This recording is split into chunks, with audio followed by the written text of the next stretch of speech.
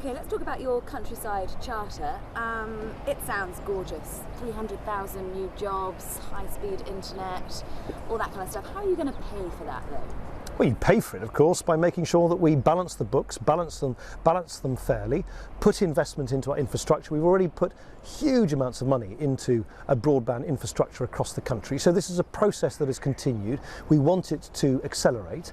But there are other provisions in here which don't cost anything, but which are sensible. I think it is right, for instance, to make sure that the new quango that has been established to keep the supermarkets on the straight and narrow as far as the prices that they give to farmers is toughened up, so that we can name and shame those supermarkets that don't give farmers a fair deal. I think it is right to allow local councils in beautiful parts of the country like this, where you've got huge numbers of houses which stand empty most of the year because they're owned by people from elsewhere in the country.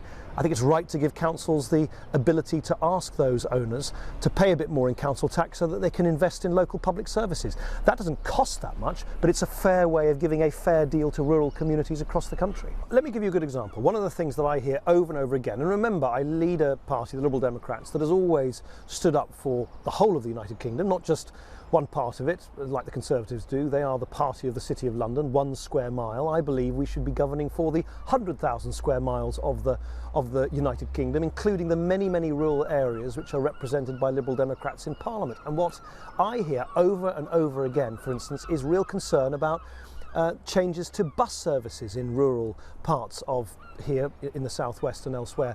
Now, would it not be fair to ask people who have the means to buy a second home, a holiday home, to pay in a bit of extra through the local council tax, so that money in turn can be used to subsidise and support rural bus services for those people who need those rural bus services all year round? That seems to me to be a fair deal for rural communities here in the southwest and elsewhere.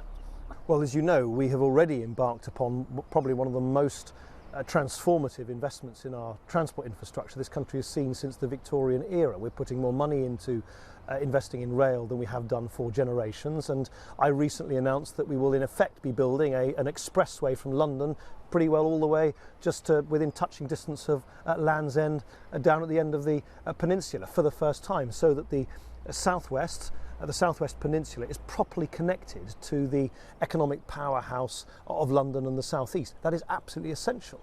But you talk about a decent pay. One of the things we must do is press ahead with further tax cuts for people on low and middle incomes, and that's why absolutely front and centre of the front page of the Liberal Democrat manifesto that I published last week is a commitment to go even further than what we've done in this government and raise the point at which you pay income tax, so that nobody in the southwest, nobody across the country, will be paying a penny of income tax on the first £12,500 that they earn. That is something which we've started in this government because of Liberal Democrats, and we want to do more of in the future.